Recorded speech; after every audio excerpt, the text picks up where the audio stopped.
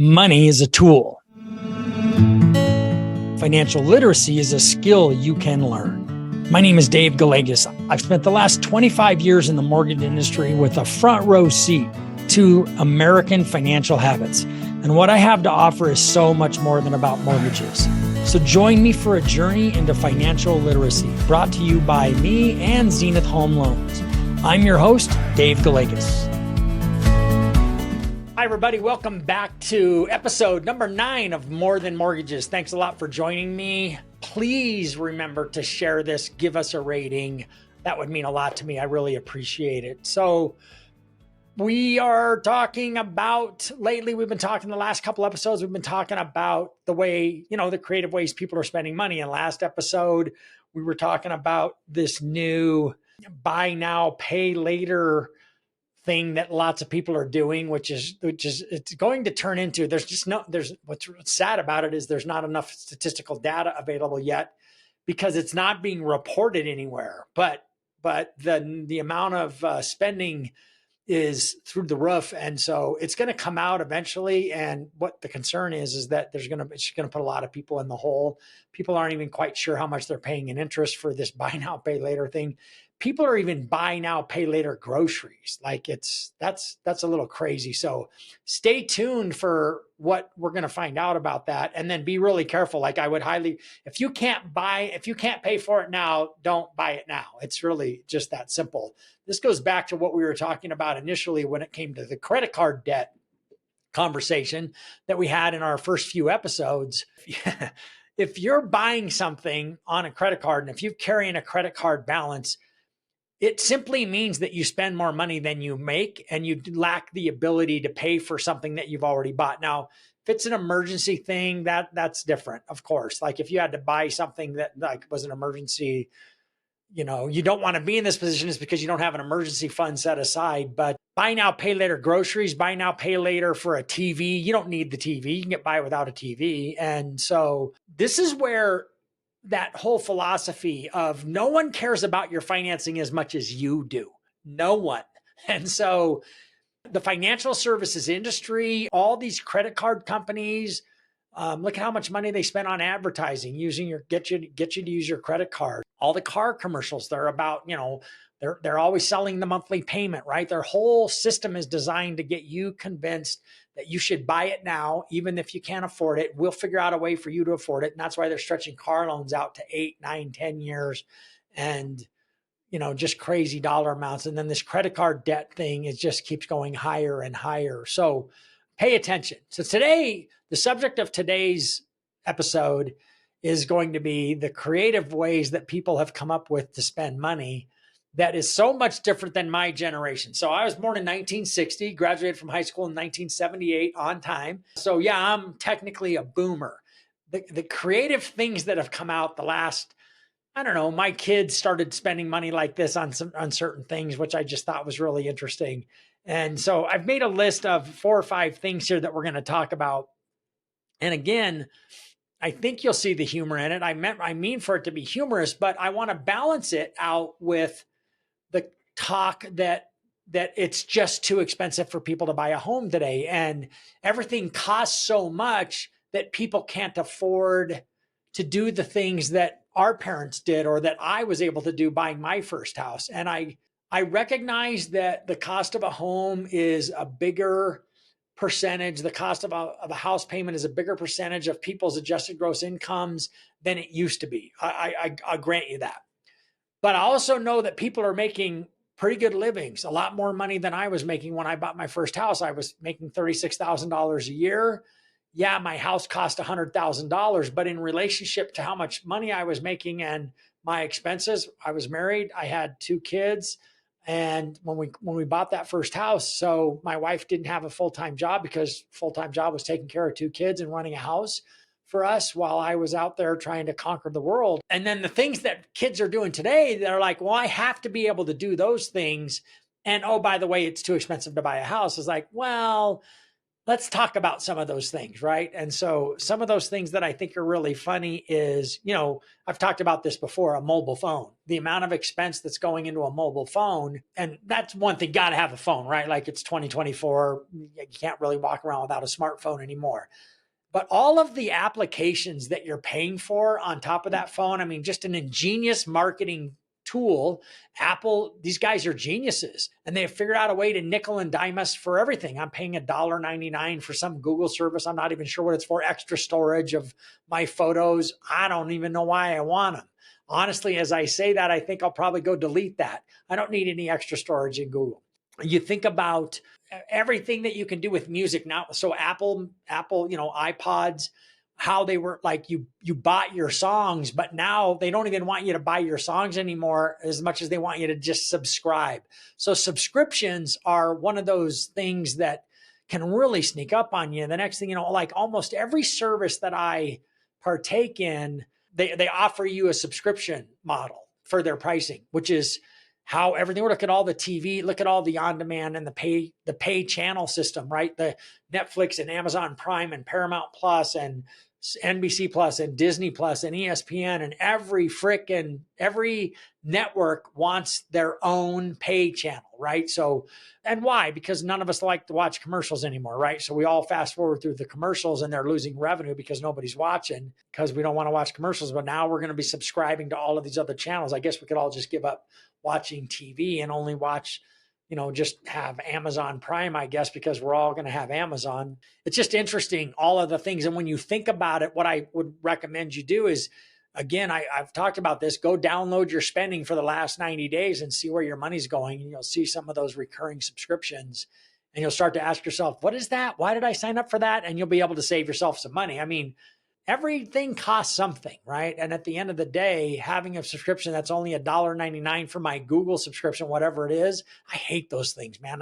And so as I'm saying this, I know I'm going to cancel it. But let's talk about, I made a list of 4 or 5 things that I just think are funny. And again, I get accused of being a boomer when I say these things, but like one of the first things that I think is funny, and this talks about, this is kind of a kid thing.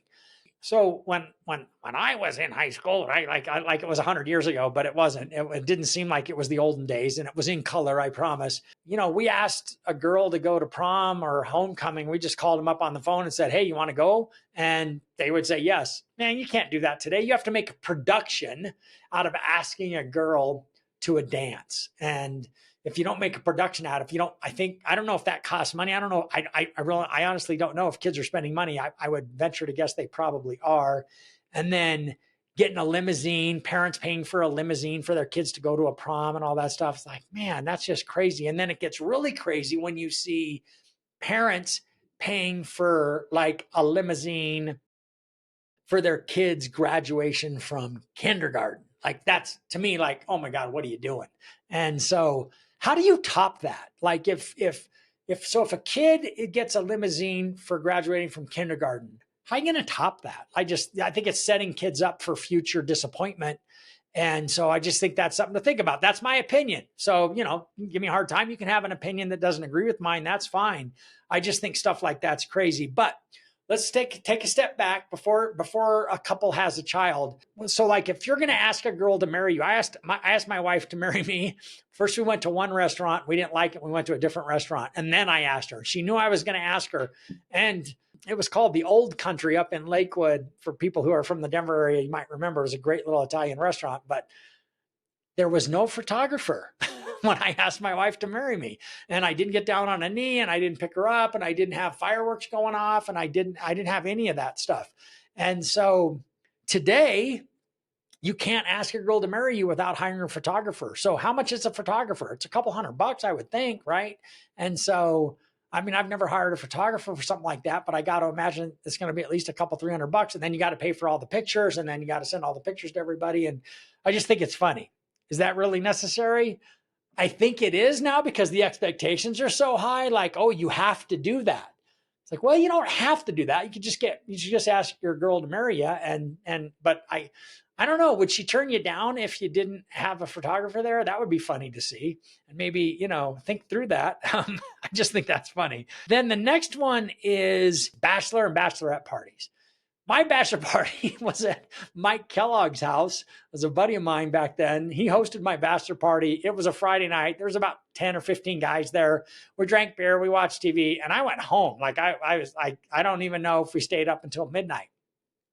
Now a bachelor party is a 4 or 5 day trip somewhere, like airplane tickets and everybody's staying somewhere and having, and again, I got married. I was 22 when I got married. So didn't have none of my friends had a lot of money, but it was pretty low key event. And today you got to spend a couple $1,000s on your buddy's bachelor party or your girlfriend's bachelorette party. You got to spend a couple, $3,000 on that, I would think. So it's a little crazy. Again, this is money. Like this is just where money goes, right? So where does your money go? Hey, if you got the money and you want to do it, that's awesome. But don't tell me that it's too expensive to buy a house in the same breath when you're doing all of that stuff, because it's just it's just how you prioritize your spending, which is fine. You can spend it however you want, but it's the way you prioritize it. So that one's pretty funny. What's the next one? Obviously, destination weddings. Like this was never a thing in my generation when we were getting married. Like we just got married at the local church, and now it's like we got to go to another country to get married. It's like, break. And so we got to get married on a beach. It's going to be the perfect wedding. Everything that's been done today is like, and I don't know if this is a social media thing. I'm really dating myself, aren't I? Sounding like an old fart, but everything is like going to be the best thing that ever happened. Like it's never happened before. And I'm going to have this event that is going to be the most amazing event. And we've been doing this stuff since the beginning of time. People have been getting married forever. And so again, I'm all for making this a special occasion and having it. You've been dreaming about this since you were kids, but is it like a bigger priority than buying a home? I don't know. I don't think so. I don't think, I know so. I know it's not a bigger priority than buying a home and securing your financial future. But like I said, you only live once, YOLO, right? That's a philosophy that a lot of people embrace. And so maybe it is something that's more important to you than buying a house. It's just deciding, right? Don't tell me in the same breath that, oh, I can't afford to buy a house. So it's crazy how much a house costs. Like, no, crazy how much a wedding costs in another country. So think about that, destination weddings. And then now you're going to have a baby. What's the first thing you do? You got to have, when you're announcing that you're going to have a baby, it's like the gender reveal party. This is hilarious to me. I've got to spend money on a party to let everybody know what the baby's sex is going to be, the gender of the baby. I just think this is hilarious. And then the last one, which really makes me laugh, is Babymoons. So I got to go on another honeymoon type trip before the baby's born. Again, all of these things are fine. I think it's great. Coming up with another reason to I'm all about having a party and enjoying myself and having a good time. But don't say, and I can't afford, but a house is too expensive when you look at all of those things that we're spending money on today, that just people in our past never spent money on these things. And the world is really good at coming up with unique and creative ways for us to spend our money. And you got to remember that all of these things that people have for us to do when it comes to living our lives that cost money are just designed in ways to get us to spend more money. And it's something that is going to impact you and have an influence on the way your life is going to play out over time. And this all comes down to, as far as I'm concerned, we talked in a previous episode or two ago about the ISBS tax, the I should have bought sooner tax. One of my loan officers was just talking to me today before I came in here that she had a customer who was waiting for interest rates to come down when they were at 5.25%. And today her rate, the quote that she's getting, is in the upper 7% range with a no point rate. And that's the difference, is like, wow, you were at 5.25% and you were waiting for rates to go lower. Here's what you don't control. You don't control interest rates. You don't control the interest rate market. None of us do. But you do control when you get in the market and you begin to build equity in a house that you wanted to live in. And so all that time over the last couple of years, rent payments continue to rise, and none of that rent payment that customer has been making has been going towards building her equity. And meanwhile, she's missed out on probably, if she was looking at a $500,000 house, she's easily missed out on $100,000 worth of appreciation because she wanted to wait for the rates to come down. That's what you're missing out on, folks, is that you're missing out on the opportunity to participate in the appreciation of the housing market over time. And that's what's the most important thing is you all want to build, everybody wants to build wealth. Everybody wants to have a chance to have a home of their own, to be able to fix it up and do the things in it that we want to. And so all these choices that we make, here's the point of this episode. All the choices that we make about where we spend our money are choices that we make about where we spend our money. And I really believe that a lot of the choices that we make about spending money on things like I've just described are choices that are based on what everybody else has done. And so it's almost like we have a FOMO, a fear of missing out, like, well, they did it, so I have to do it. That's a really sick and not very healthy way for you to spend money. And it can lead to financial ruin, because if you're always trying to keep up with everybody else and you're going in debt to do it, you're playing a fool's game. I said a few episodes ago, almost everybody you know unless you know for sure, almost everybody makes less money than you think they make. Almost everybody has more debt than you think they have. And so if you're trying to keep up with their spending lifestyle, if you were honest with each other, you're like going, can you afford that? Like, do you pay cash for this stuff, or do you have credit card? Do you have a balance on things? That's when stuff starts to get out of hand, and that's where you can find yourself in trouble. This is a podcast called More Than Mortgage, and it's about more than mortgage in that it's about financial stability, financial security, and financial abundance. And the way that you get there is spending less than you make. That's the first rule of financial freedom, is you have to spend less than you bring in. And if you don't, then you're never going to have financial freedom. You're always going to be a slave to whatever it is you want to go and spend money on and buy. So that's it for today's episodes. It wasn't a long one, but I think it's an interesting subject, kind of humorous. I hope you don't be offended. Like I've been to a couple destination weddings. I got another one coming up. My nephew's getting married in September in Italy. I'm going. I'm looking forward to it. But just keep in mind, and he already owns a home. So, okay, you're cool. It's important to remember that these are all the things, the choices that you make about the way you spend your money impact everything else in your life. And so just think through what you're spending your money on. Are you doing it to keep up with the Joneses, or is it something that you really have to have? Is it a have to have, or is it a want to have? Big difference there. Thanks, everybody. And again, please give us a rating if you haven't done that yet. And please share this. I hope you find it helpful, and look forward to seeing everybody on the next episode. Thanks again. Thank you for listening to More Than Mortgage with Dave Gallegos, brought to you by Zenith Home Loans. If you enjoyed this episode, please subscribe anywhere you find podcasts and share this episode with a colleague who would also find value.